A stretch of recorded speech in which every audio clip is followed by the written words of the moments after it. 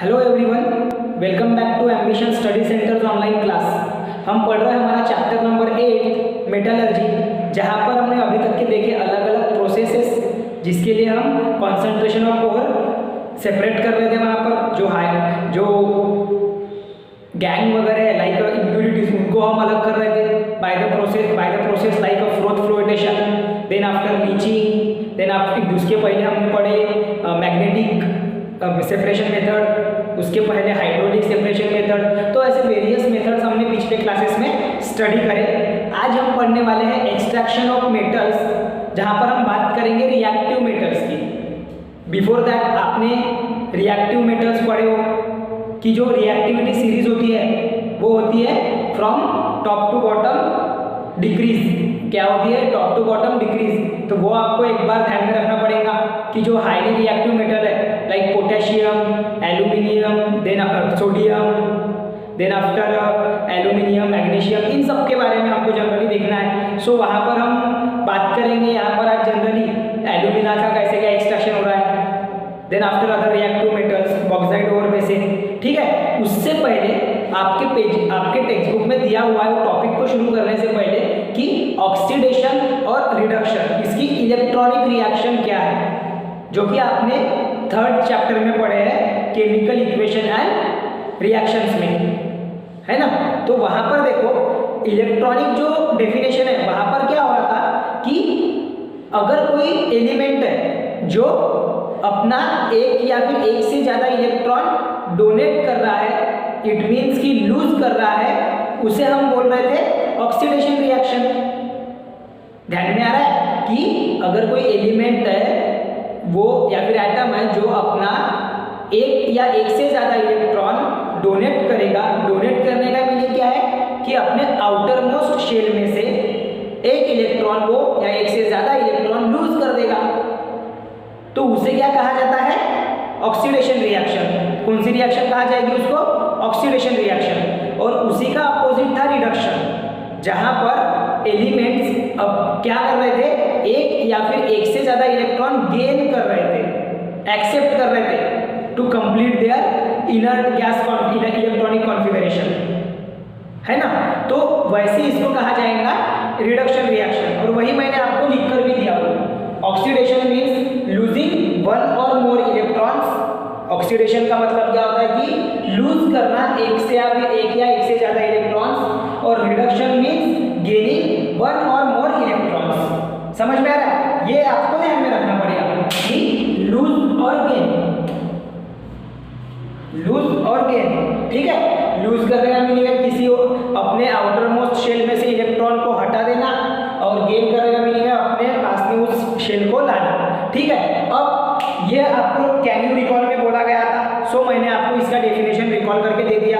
Then after बोला गया है कि extraction of metal based on the reactivity series, कि वो मेटल्स कैसे रिएक्ट करते हैं, किस तरीके से उनकी रिएक्टिविटी है, उसके ऊपर में हमें अभी रिडक्शन और जो मेटल्स है वो कैसे रिड्यूस होते हैं, कैसे ऑक्सीडाइज होते हैं, वो हमें देखना है।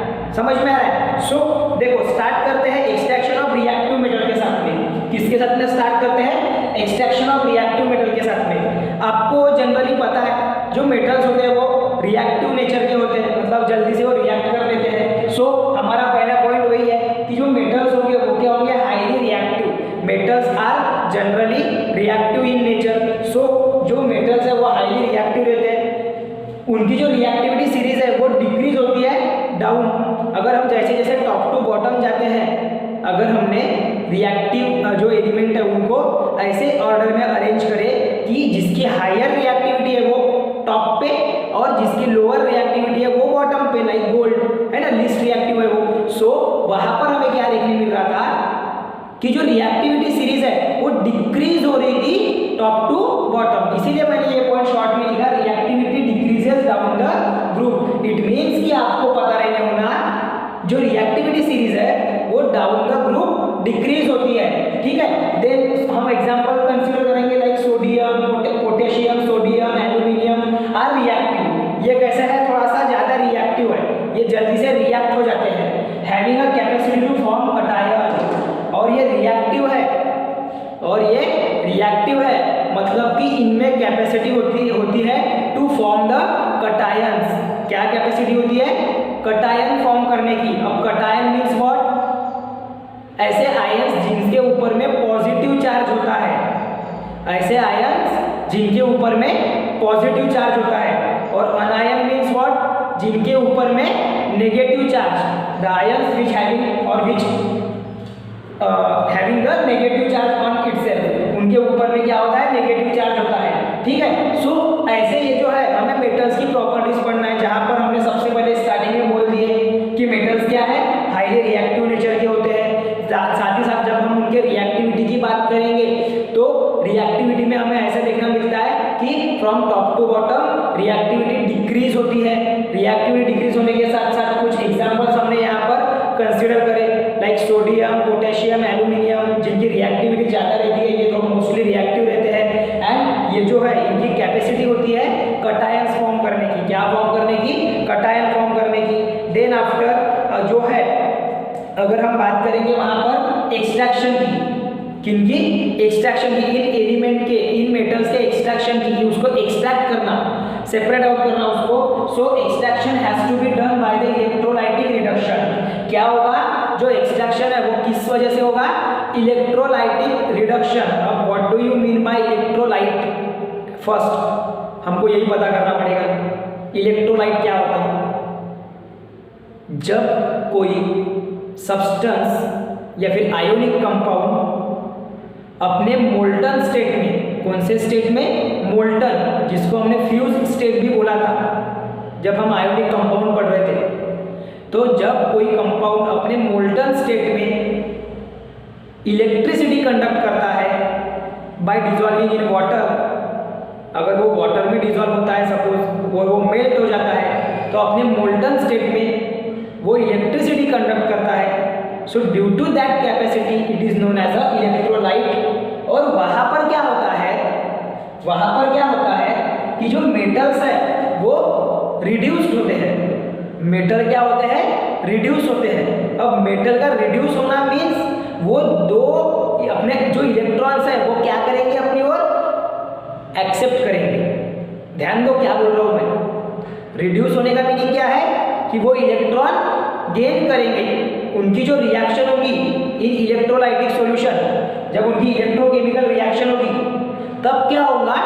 वो जो मेटल है, जो मेटल आयन है, जो कटायन फॉर्म करता है, उसके ऊपर में फिर और दो इलेक्ट्रॉन ऐड हो जाने के कारण वो रिड्यूस होगा और वो नॉर्मल अपने स्टेट में आ जाएगा।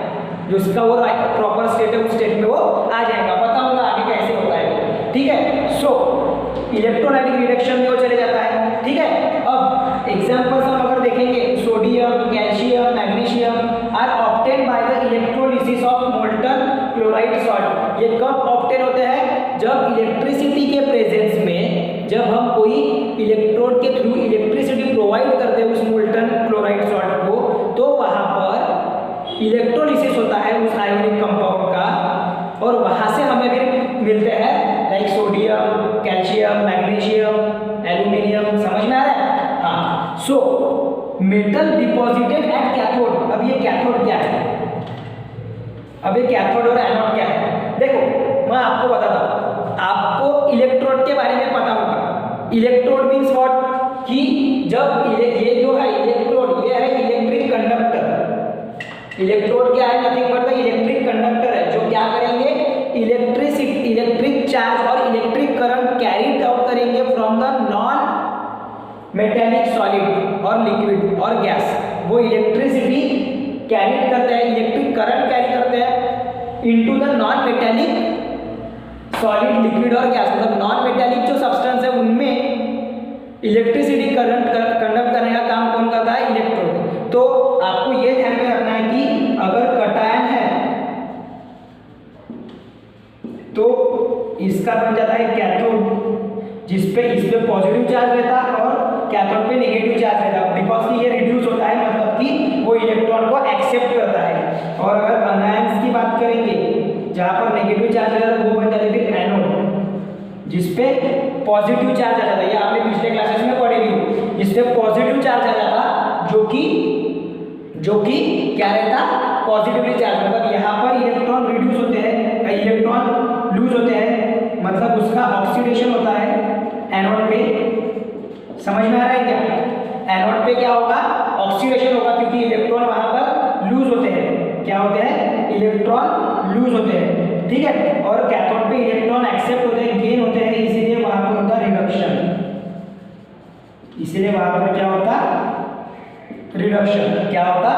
रिडक्शन। इसीलिए हमने जो बोले ना कि इलेक्ट्रोलाइटिक रिडक्शन होता मेटल्स का जब एक्सट्रैक्शन करते, तो मेटल्स जनरली कैथोड पे फॉर्म होते हैं जहां पर उनमें रिडक्शन होता है, और जो नॉन मेटल्स है लाइक क्लोरीन गैस हो गया, उनका ऑक्सीडेशन होता है। ओके, जब वो हम इलेक्ट्रोलिसिस करते हैं तब इलेक्ट्रोकेमिकल रिएक्शन में, हाँ, तो sodium, calcium, magnesium are obtained by electrolysis of the molten chloride salt. उसके बाद में मेटल डिपॉजिटेड एट कैथोड, मतलब मेटल जो है जब उनका इलेक्ट्रोलिसिस होगा, जब कोई भी मतलब प्रोसेस होगी इलेक्ट्रोलिसिस की, तो वहां पर जो मेटल है वो किसके ऊपर में डिपॉजिट हो जाता है? कैथोड के ऊपर में। आपके टेक्स्ट बुक में भी आपको दिया हुआ है, metal deposited at cathode while chlorine gas liberated is deposited at anode. जो क्लोरीन गैस है वो कहाँ पर डिपॉजिट हो जाएंगी? एनोड इस इलेक्ट्रोड पे, और जो मेटल है वो कैथोड इस इलेक्ट्रोड पे क्या हो जाएगा? डिपॉजिट हो जाएगा। क्या हो जाएगा? डिपॉजिट हो जाएगा। आफ्टर दैट आपके टेक्स्ट बुक में आपको बोला हुआ है the electrode reaction during the electrolysis of molten sodium chloride to get metallic sodium are shown below. मतलब कि जो इलेक्ट्रोड रिएक्शन है, इलेक्ट्रोड रिएक्शन मीन्स जो कैथोड और एनोड पे होने वाली रिएक्शन है मोल्टन सोडियम क्लोराइड की, NaCl की, वो कुछ इस प्रकार से होगी कि कैथोड रिएक्शन में वो कैसे होगी?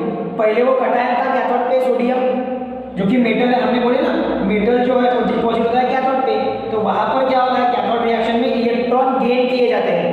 इलेक्ट्रॉन गेन किए जाते हैं, तो जब इलेक्ट्रॉन गेन करेंगे तो यहाँ पर देखो सोडियम का 1+ है, मतलब इधर पे कुछ नहीं, मतलब 1 है, तो वहां पर कितने इलेक्ट्रॉन गेन होंगे? 1 इलेक्ट्रॉन गेन होगा। सो वो बन जाएगा अपना प्रॉपर रिडक्शन। उसका क्या हो जाएगा? रिडक्शन। और रिडक्शन होने के साथ साथ हमें मिलेगा वहां पर सोडियम मेटल। क्या मिलेगा हमें? Sodium metal. यहाँ पर ध्यान दो, इलेक्ट्रॉन ऐड हुआ है कैथोड रिएक्शन में। कैथोड रिएक्शन में इलेक्ट्रॉन ऐड हुआ है, मतलब कि उसका रिडक्शन होता है। हाँ, gaining of electron is a और adding of electron is a reduction reaction. So यहाँ पर सोडियम जो मेटल है, सोडियम का जो आयन है, उसके ऊपर में जो इलेक्ट्रॉन का जो चार्ज है वो आ जाता है, मतलब कि नेगेटिव चार्ज उस पर आ जाता है, तो वो पॉजिटिव और नेगेटिव बैलेंस करके वो न्यूट्रल होके सोडियम बन जाता है डायरेक्टली, ठीक है, मतलब कि रिडक्शन। और एनोड रिएक्शन किस प्रकार से होती है?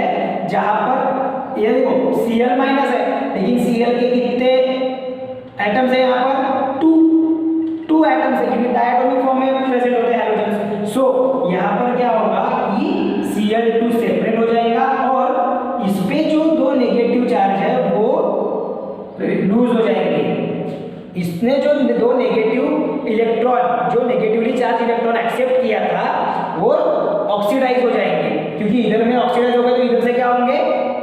इधर में रिड्यूस होगा तो इधर में क्या होगा? ऑक्सीडेशन ही होगा। क्यों ऑक्सीडेशन होगा? क्योंकि एक ही आयोनिक कंपाउंड का वहां पर इलेक्ट्रोलिसिस हो रहा है। क्या बोल रहा हूँ? एक ही आयोनिक कंपाउंड का, राइट, NaCl का ही वहां पर इलेक्ट्रोलिसिस हो रहा है, तो एक अगर रिड्यूस हो रहा है तो दूसरा अपने आप क्या होगा? ऑक्सीडाइज होगा। एक कंपाउंड अगर या फिर एक एलिमेंट अगर रिड्यूस हो रहा है तो दूसरा अपने आप क्या हो जाएगा? ऑक्सीडाइज हो जाएगा। इसीलिए यहाँ पर एनोड रिएक्शन में जो क्लोरीन है वो क्या हो जाता है? ऑक्सीडाइज हो जाता है। समझ में आ रहा है? तो ऐसे ये ट्रांसफॉर्मेशन याद रखना आपने, ऐसा ये याद रखना आपने transformation. Is it clear up to this? Okay, ये हो गया आपका पूरा कंप्लीटली एनोड का रिएक्शन, मतलब कि जो रिएक्टिव मेटल्स के लिए हमने जो बोले, आपको जो रिएक्टिव मेटल्स के लिए आपके बुक में बोला गया है कि NaCl का मोल्टन स्टेट में कैसे क्या रिडक्शन होता है, कैसे इलेक्ट्रोलिसिस होता है, वो हमने पढ़े। अब आपको यूज योर ब्रेन पावर, ये जो क्वेश्चन में पूछा गया है कि right the electrode reaction for the electrolysis of molten magnesium chloride and calcium chloride. हमें मैग्नीशियम क्लोराइड और कैल्शियम क्लोराइड के लिए भी सेम इसी प्रकार की इलेक्ट्रोलिसिस रिएक्शन लिखना है एट कैथोड एंड एनोड। तो वो मैंने आपको लिख कर दिया हूँ। देखो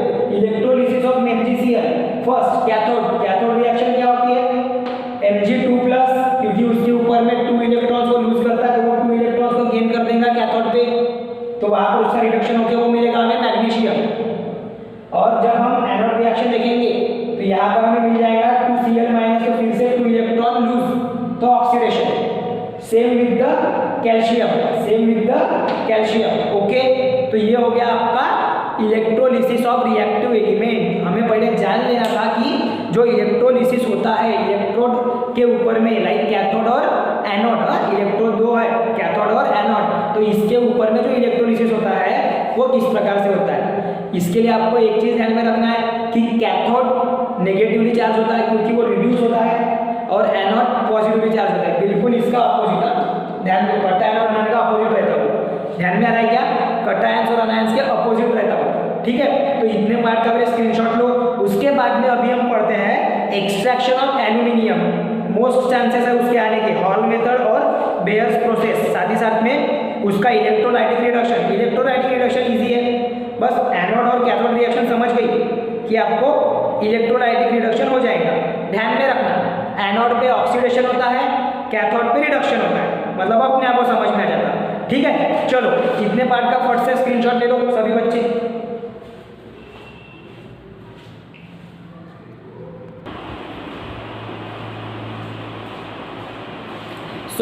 अभी बढ़ते हैं आगे। हमें पढ़ना अभी एक्सट्रैक्शन ऑफ एल्यूमिनियम। एल्यूमिनियम जो मेटल है उसका एक्सट्रैक्शन किस तरीके से होता है। देखो, आपको सबसे पहले पता होना चाहिए कि एल्यूमिनियम एक्चुअली है क्या।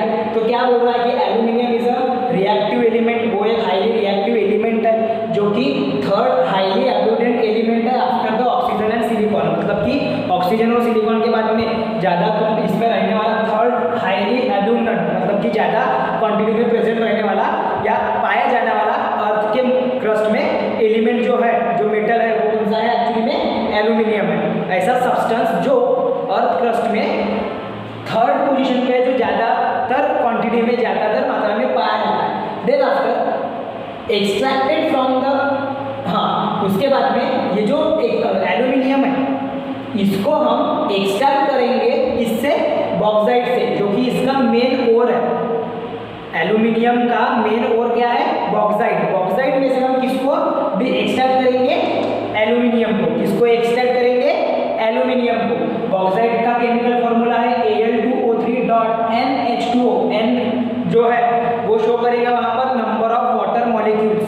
ठीक है, तो जो बॉक्साइट का केमिकल फॉर्मूला है वो ऐसा है कि Al2O3 जो कि एल्यूमिनियम ऑक्साइड शो करता है, जिसको हम एल्यूमिना बोलते हैं। साथ ही साथ में उसमें नंबर ऑफ क्या रहेंगे? इम्प्यूरिटीज। तो वहाँ पर इम्प्यूरिटीज जो है वो वाटर सॉल्युबल भी रहती है या फिर नहीं भी रहती, लेकिन वो हमें ध्यान में रखना है कि उसका फॉर्मूला जो है बॉक्साइट ओर का वो क्या है? Al2O3.NH2O। ओके, जिसमें से 30 to 70% वहाँ पर एल्यूमिना प्रेजेंट रहता है। अब 30 to 70% एल्यूमिना मीन्स Al2O3 वहाँ पर प्रेजेंट रहेगा, और जो रिमेनिंग परसेंटेज है वो किसके रहेंगे? फिर गैंग के। अब गैंग यहाँ पर क्या है? इम्प्यूरिटीज।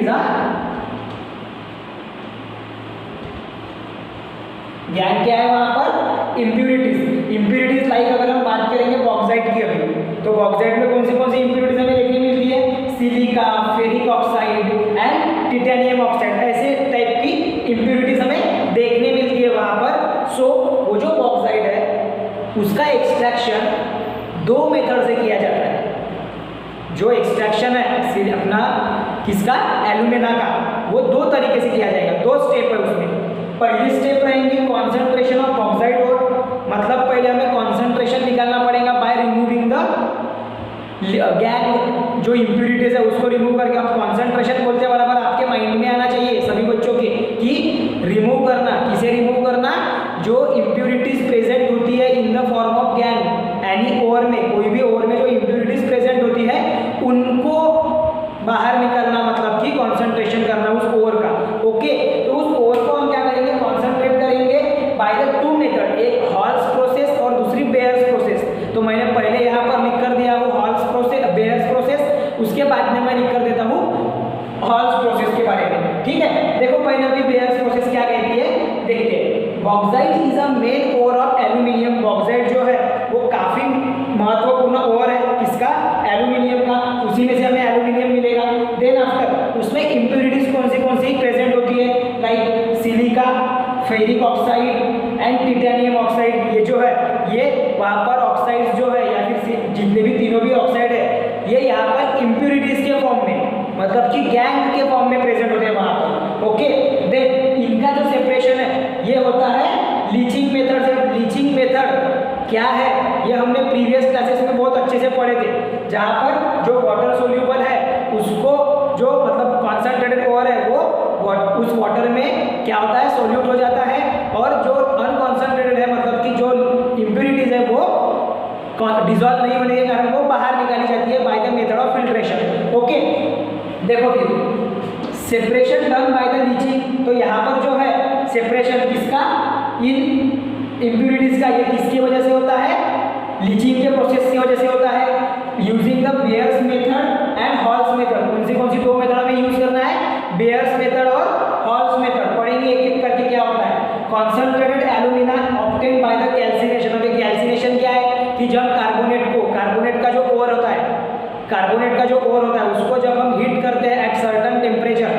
एट सर्टन प्रेशर, तो वहाँ पर हमें ऑक्साइड्स फॉर्म होते हैं उस पर्टिकुलर एलिमेंट के, उसे कहा जाता है कैल्सिनेशन। आगे में उसकी डेफिनेशन भी लिखकर मिलेगी आपको, ठीक है। अभी यही ध्यान में रखना है कि जब हम कैल्सिनेशन की प्रोसेस करते हैं, जब हम कैल्सिनेशन की प्रोसेस करते हैं तो वहाँ पर क्या होता है, ऑक्साइड, मेटल ऑक्साइड फॉर्म होता है।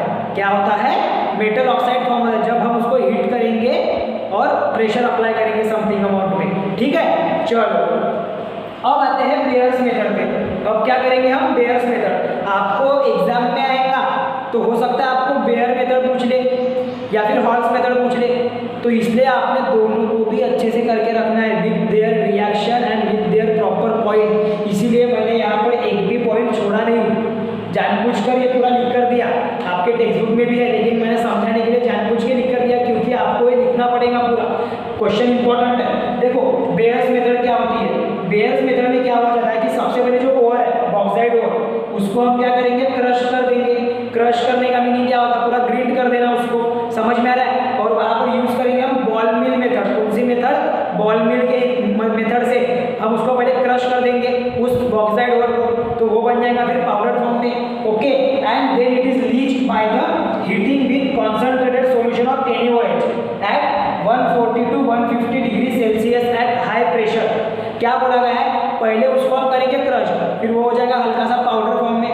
उसके बाद में उसको हमें क्या करना है, लीच करना है। लीच करने का मीनिंग आपको पता चल गया, लीचिंग बाय हीटिंग विद, उसको क्या करेंगे, उस ओवर को हीट करेंगे किसके साथ में, concentrated solution of NaOH। NaOH means sodium hydroxide, ठीक है। तो जो कॉन्सेंट्रेटेड सॉल्यूशन रहेगा NaOH का, उसके साथ में उसको हीट करेंगे एट 140 to 150 डिग्री सेल्सियस, जो कि उसका टेम्परेचर है, एंड हाई प्रेशर, उसका प्रेशर भी हाई होना चाहिए, ठीक है। तो ये होगी आपकी फर्स्ट स्टेप। उसमें सेकंड स्टेप क्या बोलती है, जब हम उसको लीच कर देंगे उसके बाद में it react with aqueous solution of NaOH to form the sodium aluminate. क्या फॉर्म करेगा वो, सोडियम एल्यूमिनेट। समझ में आ रहा है, जो NaAlO2 है ये फॉर्म करेगा। कौन फॉर्म करेगा ये, जब वो जो बॉक्साइड का ओर है, ये जो बॉक्साइड का ओर है इसको हम लीचिंग करेंगे, उसके बाद में उसको हीट करेंगे with solution of aqueous solution of NaOH। तो जो एक्वस सॉल्यूशन मतलब डाइल्यूट करने के बाद में उसको हीट करेंगे तो वहां पर हमको रिएक्शन मिलेगी जहां पर क्या होगा प्रोडक्ट, NaAl2AlO2 मतलब कि सोडियम एल्यूमिनेट। समझ में आ रहा है, देखते हैं उसकी रिएक्शन किस तरीके से होती है। देन थर्ड पॉइंट, ठीक है। थर्ड पॉइंट देखो क्या बोल रहा है कि आयरन ऑक्साइड और गैंग, जिसको हम बोल रहे हैं आयरन ऑक्साइड या फिर गैंग। आई थिंक मैंने आपको वो रिएक्शन भी लिख कर दिया हो यहाँ पर, जो ये NaAl2AlO2 जो रिएक्शन फॉर्म होती है वो लिख कर नहीं दिया हो, मैं यहाँ पर लिख देता हूँ, ठीक है। देखो क्या होगा, ये जो आपका Al2O3 डॉट NH2O है ये होगा रिएक्ट, यहाँ पर सपोज करके चलते कि एक ही है वो, ये रिएक्ट हो जाएगा NaOH के साथ में, एक्वस सॉल्यूशन ऑफ NaOH, जहाँ पर हमें लग रहा है 2 मॉलिक्यूल्स उसके बाद में ये क्या फॉर्म करेगा, NaAl2O3, तो 2 NaOH है मतलब 2Na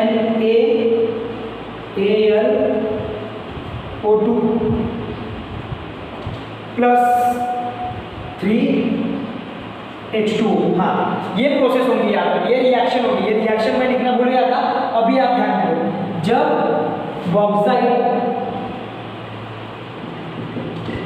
रिएक्ट होता है सोडियम हाइड्रोक्साइड के साथ में,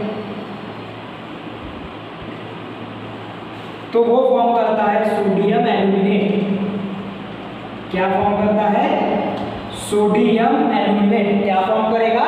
सोडियम एल्यूमिनेट। ठीक है, ये हो गई आपकी रिएक्शन। मैं समझता हूँ आपको समझ में भी आ गई कैसे क्या हो रही वो मैं बता देता हूँ। ये जो Al2O3 है, इसमें से एक O जो है, दो O जो है, ये एक O ये तीन, और यहाँ के एक, यहाँ का एक O, ऐसे दो यहाँ से निकल जाते हैं, तो ये यहाँ पर आ जाते हैं। उसके बाद में Na उसके साथ में जुड़ जाता है और बाकी 3H2O बाहर निकल जाते हैं। ठीक है, ऐसा वहाँ पर प्रोसेस होता है। समझ में आ रहा है?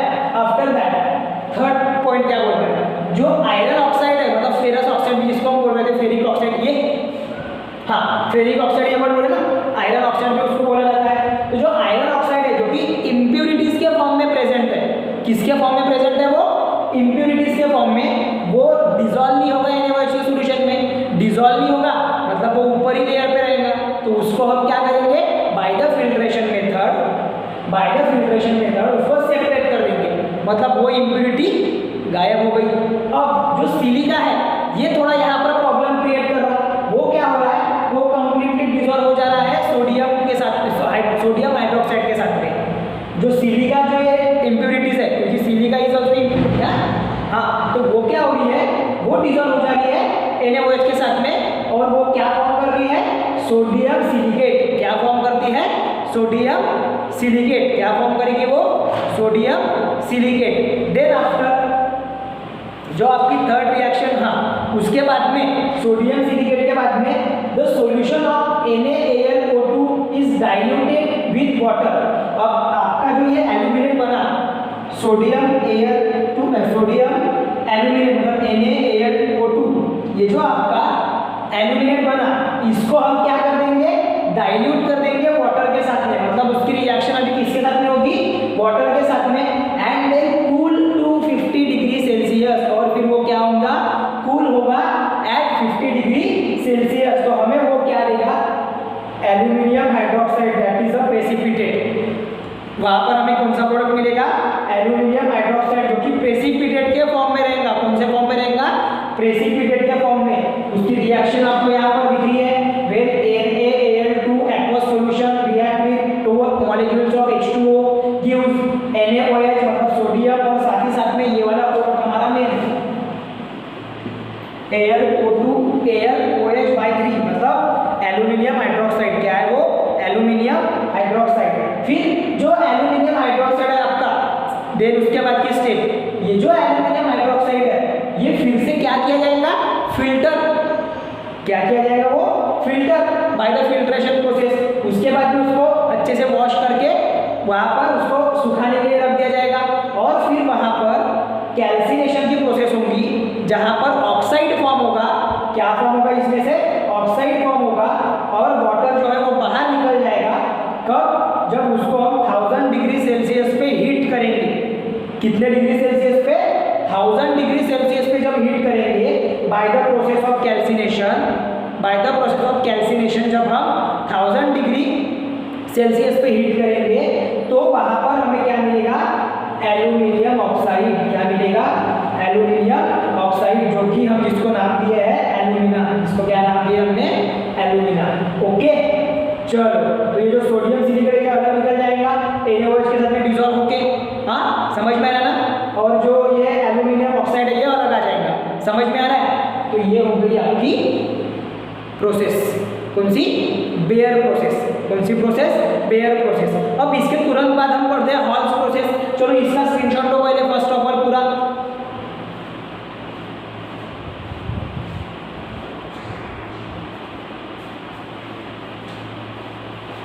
तो अभी हमने पढ़े बेयर्स प्रोसेस के बारे में, अभी हम देखेंगे हॉल्स की प्रोसेस क्या थी। सिमिलर थी, बस यहाँ पर उसने NaOH के जगह पे यूज किया है वहाँ पर सोडियम कार्बोनेट। क्या यूज किया है? सोडियम कार्बोनेट, बस। बाकी कोई ज़्यादा डिफरेंस तो है नहीं। देखते हैं कैसे। The bauxite ore is leached by heating with aqueous sodium carbonate. जो बॉक्साइट ओर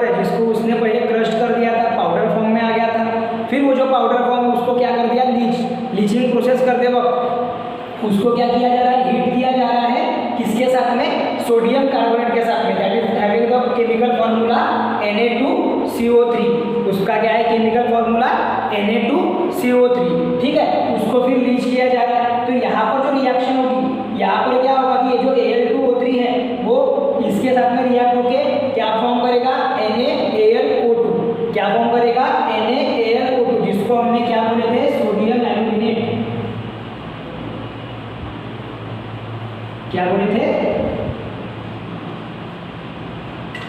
सोडियम एल्यूमिनेट, ठीक है। अब ये फॉर्म होगा, साथ ही साथ में वहां पर फॉर्म होगा कार्बन डाइऑक्साइड गैस और 2 मॉलिक्यूल्स ऑफ वाटर, ठीक है। अब जो इनसॉल्युबल इम्प्यूरिटीज उसमें प्रेजेंट होंगी उस ऑक्साइड ओर में, लाइक सिलिका और आयरन, वो सब वहां पे डिजोल्व ही नहीं होंगी इस प्रोडक्ट में।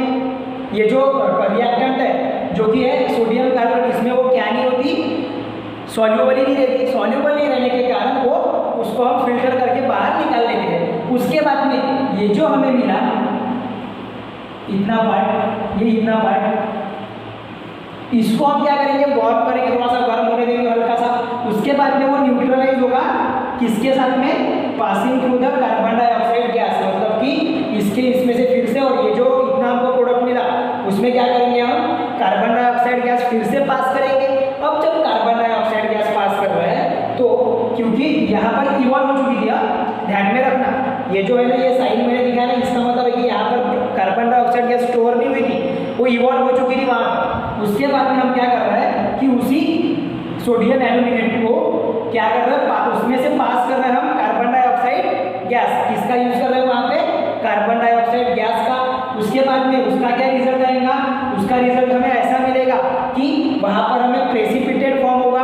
प्रेसिपिटेट मिलेगा किस चीज़ का, एल्यूमिनियम हाइड्रोक्साइड, जो कि सेम किसमें मिला था, बेयर्स प्रोसेस में मिला था।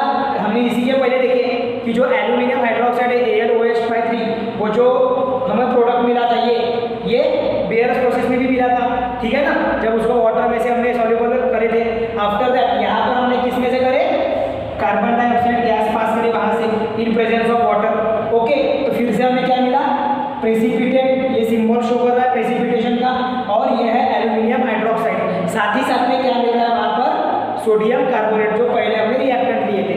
अब थर्ड स्टेप क्या रहेगी, same as to the Bayer's process होगी।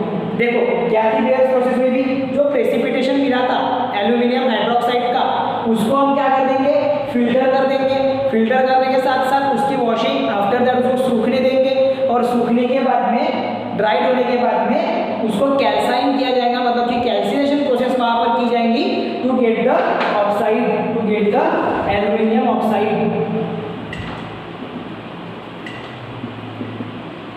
हाँ, मतलब कि ये जो 2 मॉलिक्यूल्स ऑफ एल्यूमिनियम हाइड्रोक्साइड है, ये क्या हो रहा है, 1000 डिग्री सेल्सियस पे हीट हो रहे हैं,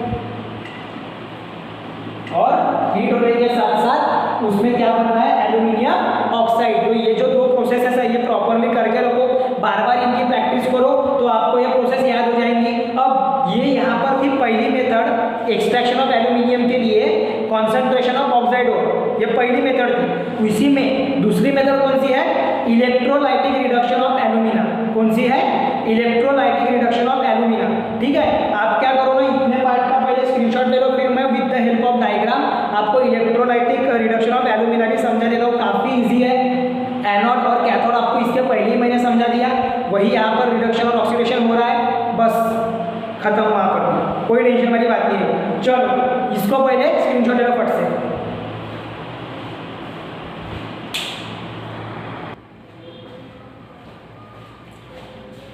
तो अभी देखते हैं इलेक्ट्रोलाइटिक रिडक्शन ऑफ एल्यूमिना। देखो इलेक्ट्रोलाइटिक रिडक्शन ऑफ एल्यूमिना में सबसे पहले हम डायग्राम समझने की कोशिश करते हैं। हमने क्या लिए, एक लिए इलेक्ट्रोलाइटिक सॉल्यूशन जिसमें है मिक्सचर, किसका, मिक्सचर ऑफ एल्यूमिना, क्रायोलाइट और फ्लोरस्पार। ये जो 3 है, क्रायोलाइट और फ्लोरस्पार, ये भी वहाँ पर मिक्स किए गए हैं, समझ में आ रहा है, जो कि मोल्टन स्टेट में मेल्टेड है। ये समझ में आ रहा है कैसे है, ये मेल्टेड है, 1000 डिग्री सेल्सियस टेम्परेचर पे इसको क्या किया गया है, मेल्ट किया गया है। और ये जो इतना पार्ट है, मतलब कहाँ से, देखो यहाँ से ये इतना पार्ट, ये है पूरा इलेक्ट्रोलाइट, ये सब क्या है, इलेक्ट्रोलाइट, जहाँ पर इलेक्ट्रिसिटी कंडक्ट होगी, समझ में आ रहा है ना। हाँ, तो यहाँ पर ये जो इलेक्ट्रोलाइट है, यहाँ पर किसका मिक्सचर है आपको देखने मिलेगा एल्यूमिना, क्रायोलाइट और फ्लोरस्पार। उसके बाद में इसके आउटर में, इसके इनर में ही, मतलब उस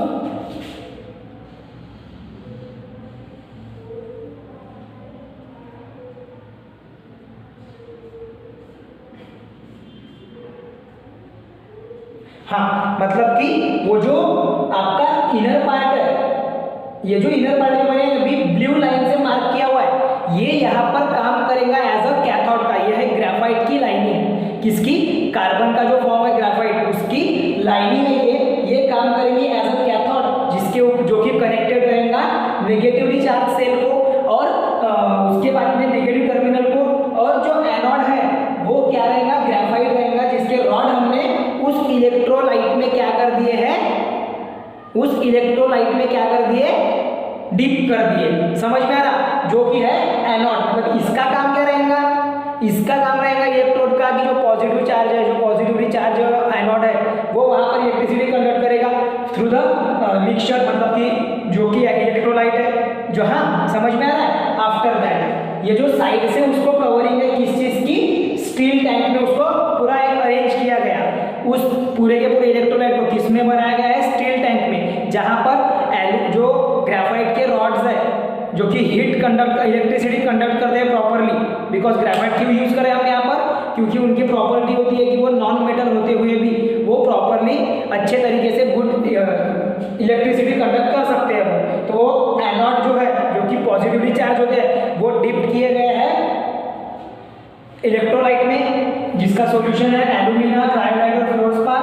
और कैथोड जो है वो इनर लाइनिंग है उस टैंक को, ठीक है। और ये जो मैंने रेड कलर में यहाँ पर दिखाया हुआ है, ये है ओरिजिनल एल्यूमिनियम। जब रिड्यूस होके इस इलेक्ट्रोलाइट में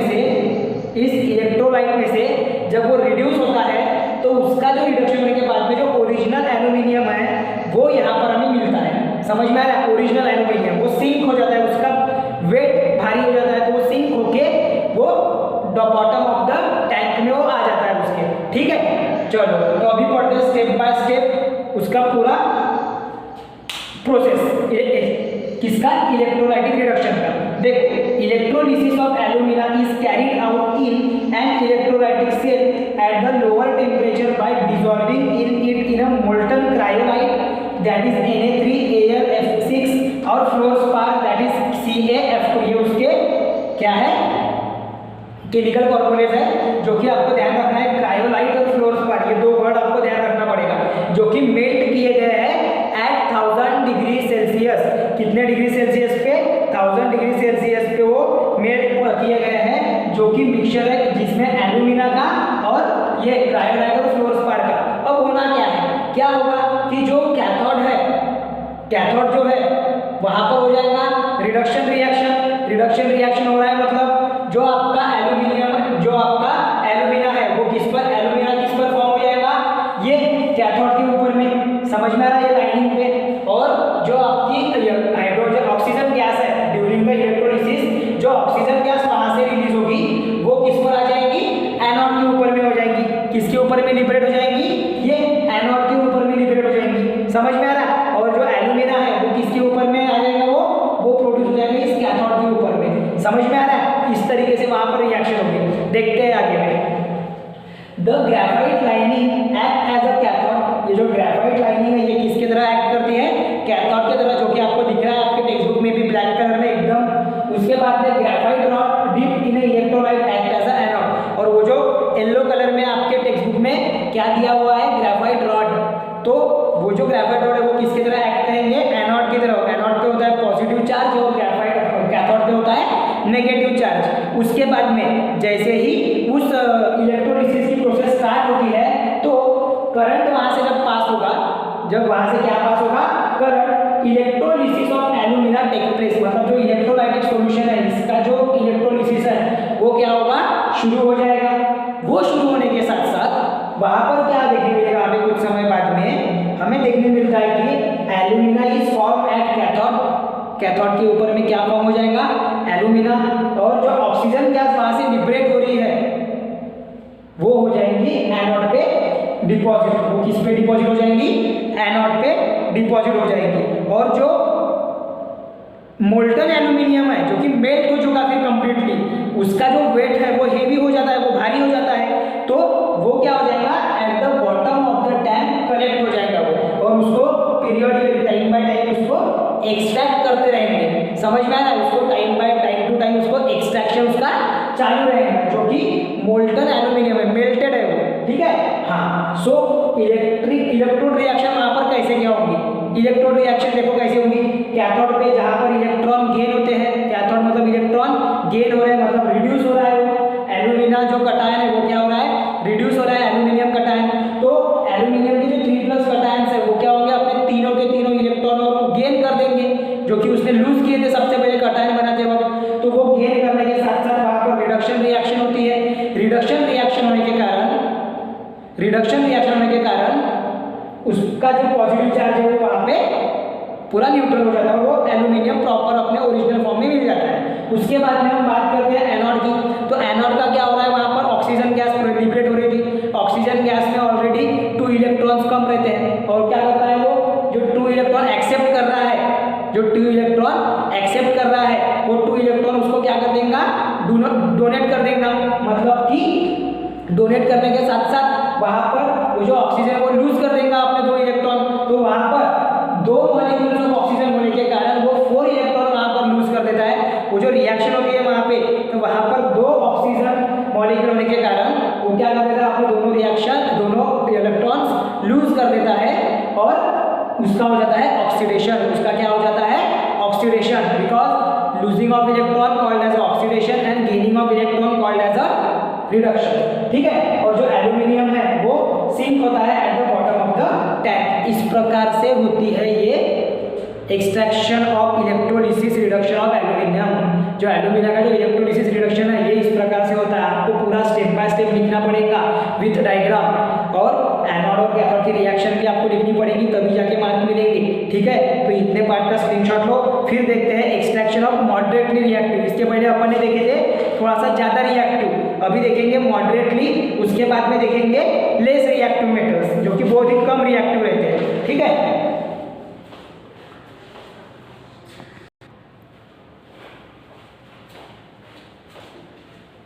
अभी बढ़ते हैं extraction of moderately reactive element. अब मॉडरेटली रिएक्टिव मेटल्स क्या होते हैं, जनरली आपने जो आपकी रिएक्टिविटी सीरीज देखे थे वहां पर आपको कुछ element like iron, zinc and then after हम बात करेंगे लीड, कॉपर, ये मिडल पार्ट में आपके रिएक्टिविटी सीरीज के इसमें दिख रहे थे आपको, मतलब कि उनका जो पोजीशन था वो मिडल में था, जो कि ज़्यादा भी रिएक्टिव नहीं है और सबसे कम भी रिएक्टिव नहीं है, मतलब कि वो एक अपने एवरेज क्वांटिटी में प्रॉपरली ऑक्सीजन, वाटर इनके साथ में या फिर कोई गैसेस के साथ में रिएक्ट हो जाते थे। तो ऐसे मेटल्स को कहा जाता है मॉडरेटली रिएक्टिव मेटल, जो कि आपके कैन यू रिकॉल का फर्स्ट क्वेश्चन है। देन आफ्टर सेकंड क्या बोल रहा है, in which form do the moderately reactive metal occur in nature. जो मॉडरेटली रिएक्टिव मेटल्स है वो कौन से फॉर्म में ऑकर होते हैं नेचर में, जनरली अगर हम देखेंगे तो वो आएंगे उनके सल्फाइड के फॉर्म में, जहाँ पर सल्फर प्रेजेंट होगा, उसके बाद में वो आएंगे सल्फाइड सॉल्ट और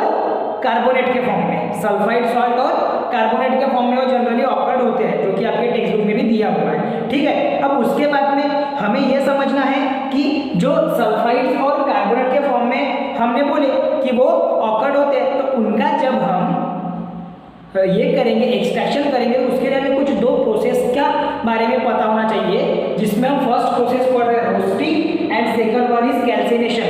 1 मार्क के लिए बहुत ही इंपॉर्टेंट क्वेश्चन है ये, ठीक है। हमें नॉलेज के साथ साथ पेपर के लिए भी प्रिपेयर करना है, इसीलिए मैं वो बताते चल रहा हूँ, ठीक है। देखो क्या बोल रहा है, roasting is the process in which sulphide ore, because of की जो हमारे zinc, after that iron, then after copper, ये कौन से फॉर्म में प्रेजेंट होते हैं बोले हमने, सल्फाइड के, सल्फाइड सॉल्ट या फिर कार्बोनेट सॉल्ट के फॉर्म में। तो रोस्टिंग एक ऐसी प्रोसेस है जहां पर sulphide ore is strongly heated in the presence of air. जब हम सल्फाइड ओर को स्ट्रांगली हीट करेंगे प्रेजेंस ऑफ एयर में, in the presence of air, to convert into metal oxide. किसमें कन्वर्ट करने के लिए, मेटल ऑक्साइड में कन्वर्ट करने के लिए, उस प्रोसेस को कहा जाता है roasting. It is a process where sulphide ore is strongly heated with air in presence of air to get the metal oxide. Like अगर हम एग्जाम्पल कंसिडर करेंगे जिंक सल्फाइड का, तो जिंक सल्फाइड का देखो रिएक्शन यहाँ पर दिया हुआ है रोस्टिंग के लिए कि जब जिंक सल्फाइड रिएक्ट होता है ऑक्सीजन के साथ में, मतलब कि एयर के प्रेजेंस में, सो ये देता है जिंक ऑक्साइड और सल्फर डाइऑक्साइड। समझ में आया? सल्फर डाइऑक्साइड गैस के फॉर्म में इवॉल्व हो जाता है। उसके बाद में सेकंड है आपका calcination. So what does the calcination denote? क्या बता रहा है वो देखो, carbonate ores are strongly heated in a limited supply of air, maximum या लिमिटेड सप्लाई ऑफ एयर में जब हम कार्बोनेट कोर को क्या करेंगे, स्ट्रांगली हीट करेंगे, हाई टेम्परेचर पे हीट करेंगे to transform into the oxide. इसमें भी क्या फॉर्म होगा, ऑक्साइड्स फॉर्म होंगे कार्बोनेट से, तो उस प्रोसेस को कहा जाता है कैल्सिनेशन। तो उस प्रोसेस को क्या कहा जाएगा, कैल्सिनेशन प्रोसेस। ओके, कैल्सिनेशन के लिए मैं आपको देखो यहाँ पर सल्फाइड के लिए एस लिए थे सल्फर 2, यहाँ पर कार्बोनेट के लिए CO3 आएगा Zn के साथ में। तो यहाँ पर क्या हो रहा है, उसका डिकम्पोजिशन होके हीट होके ZnO मतलब जिंक ऑक्साइड अलग निकल के आ रहा और जो CO2 गैस है वो यहाँ पर इवॉल्व हो रही है। ठीक है, उसके बाद में हम बढ़ते हैं हमारे नेक्स्ट पेज की ओर, जो कि आपके 105 पेज पर दिया हुआ है। देखो क्या बोल रहा है आपका पेज नंबर 105। हमने पहले ऑक्साइड बना दिए, ऑक्साइड के साथ में अब हम जब उसको क्या करेंगे, रिडक्टेंट मटेरियल। अब रिडक्टेंट मटेरियल मतलब क्या है, जो कि रिड्यूस करेगा उस ऑक्साइड को। तो जो ऑक्साइड को रिड्यूस करने के लिए हम जिस रिडक्टेंट मटेरियल का यूज करेंगे वो हमें एज अ कार्बन यहाँ पर यूज करना है। किसको, जिंक प्रिपेयर करने के लिए, जिंक मेटल पाने के लिए हमें क्या करना पड़ेगा, ये जो आपका जिंक ऑक्साइड है इसको रिड्यूस करना पड़ेगा by reductant metal, reductant object known as a carbon. देखते हैं, देखो the zinc oxide is to obtain is reduced to zinc by using the suitable reductant such as a carbon. Carbon का use करके हम उसको reduce कर सकते हैं। लाइकवाइज हम बात करेंगे यहाँ पर ZnO प्लस कार्बन की। ये आपको दिख रहा है ZnO प्लस कार्बन, जो कि क्या दे रहा है आपको, Zn प्लस CO2। एक मिनट, जरा लाइट का प्रॉब्लम हो चुका है तो थोड़ा मैं क्लियर कर देता उसको।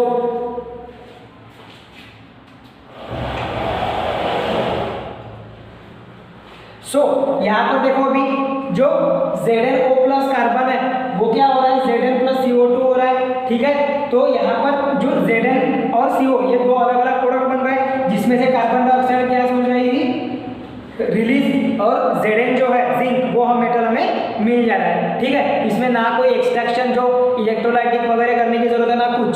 उसके बाद में आपको बोला गया वहाँ पर फॉर मैग्नीशियम क्या बोला गया है मैग्नीशियम के लिए, कि मैग्नीशियम ऑक्साइड जो है, मैग्नीज ऑक्साइड, वो मैग्नीज ऑक्साइड इग्नाइटेड होता है किसके साथ में, एल्यूमिनियम पाउडर के साथ में। इग्नाइटेड होता है किसके साथ में, एल्यूमिनियम पाउडर के साथ में, to form the iron, sorry किसके साथ में, एल्यूमिनियम पाउडर के साथ में। और उसकी जो रिएक्शन है वो हमें मिलती है like that, 3 molecules or 3 ions of magnesium oxide react with 4 molecules of aluminium gives 3 molecules of magnesium। मतलब कि ये जो एल्यूमिनियम है वो क्या करता है, ऑक्साइड में से मैग्नीज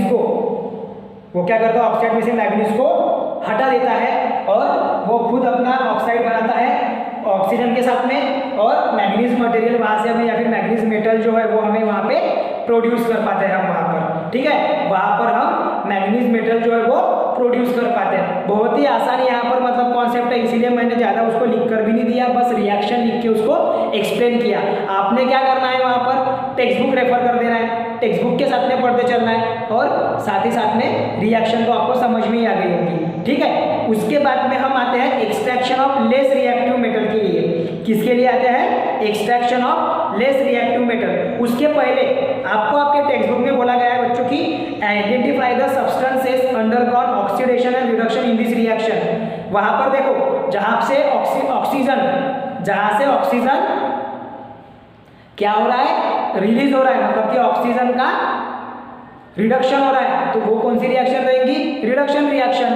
तो जो FeO3 है वो है आपका रिडक्शन, और जो Al है वो हो जाता है ऑक्सीडेशन में चला जाता है, क्योंकि वहां पर ऑक्सीजन ऐड हो जाता है। ठीक है, तो उसका आपने लिखना है आंसर। उसके बाद में extraction of less reactive metal. Less reactive metal like हम बात करेंगे वहां पर कॉपर के साथ में जो गोल्ड सिल्वर प्लैटिनम है वो, लेकिन वहाँ पर जो गोल्ड सिल्वर और प्लैटिनम है वो जनरली फ्री स्टेट में प्रेजेंट होते हैं। और वहाँ पर हम बात करेंगे कॉपर की, वो फ्री स्टेट में भी होता है लेकिन कुछ ही मतलब अमाउंट में फ्री स्टेट में होता है। तो देखो जो कॉपर है वो मेनली हमें मिलेगा भी तो कॉपर सल्फाइड के फॉर्म में मिलता है। अगर हम अर्थ क्रस्ट में से अगर कॉपर को निकालते हैं तो वो जनरली हमें अर्थ क्रस्ट में किसके फॉर्म में मिलता है, कॉपर सल्फाइड के फॉर्म में। तो उसमें से हमको प्योर कॉपर निकालना जरूरी है।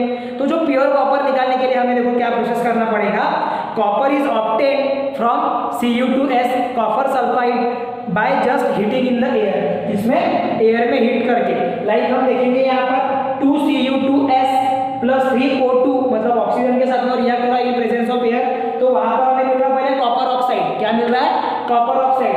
फिर उसी कॉपर ऑक्साइड को फिर से हमें रिएक्ट करना है Cu2s मतलब कि कॉपर सल्फाइड के साथ में। तो यहाँ पर ये 2 atoms of copper, 1 atom of copper और यहाँ पे 2 एटम ऑफ कॉपर मिलके ये कंप्लीटली 6 बन जाते हैं, मतलब कि यहाँ पर ये 4 है और ये 2, तो 6 Cu मिल जाता है हमें। और जो SO2 गैस है वो अलग निकल जाती है। समझ में आ रहा? इस प्रकार से हमें बहुत ही आसान तरीके से लेस रिएक्टिव मेटल में जो एक्सट्रैक्शन होता है कॉपर वगैरह का वो हमें मिलता है। ओके, तो चलो यहाँ पर अपना एक्सट्रैक्शन प्रोसेस खत्म हो चुका है। अभी हम बढ़ेंगे रिफाइनिंग ऑफ मेटल की ओर।